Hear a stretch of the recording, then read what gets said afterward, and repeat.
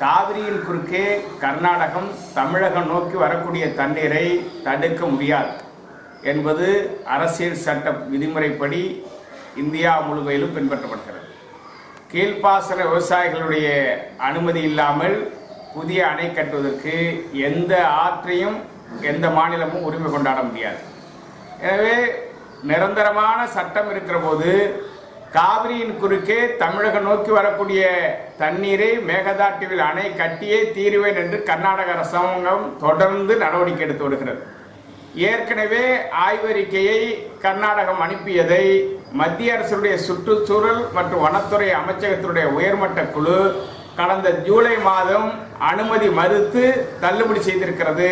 சட்டப்படி அனுமதி தர முடியாது என்பதை கர்நாடகாவிற்கு தெரிவித்திருக்கிறது.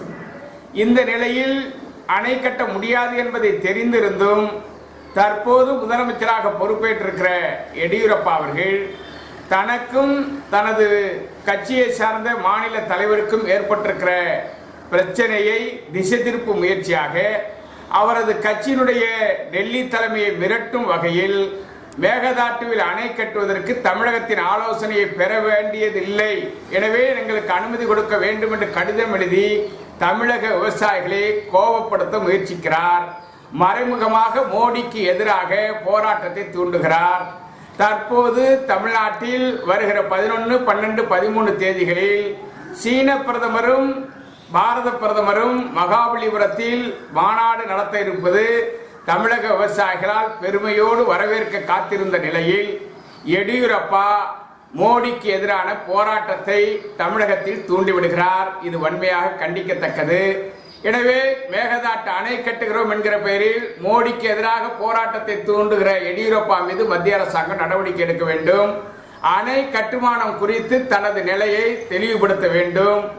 உபரி நீர் தமிழக வழியே கடலில் தமிழக எல்லையில் கலப்பதை தடுத்து தமிழகத்திற்கு பயன்படுத்திக் கொள்ள தமிழகத்திற்கு உரிமை இருக்கிறது. எனவே ராசிமணலில் அணை கட்டிக் கொள்வதற்கு மத்திய அரசாங்கம் அனுமதி வழங்க வேண்டும். எடியூரப்பாவின் நடவடிக்கையை தடுத்து நிறுத்த மத்திய அரசாங்கம் தவறுவே ஆனால் உடனடியாக மோடிக்கு எதிரான போராட்டத்தை தமிழகத்தில் களமிறங்குவோம் என நாங்கள் எச்சரிக்கிறோம்.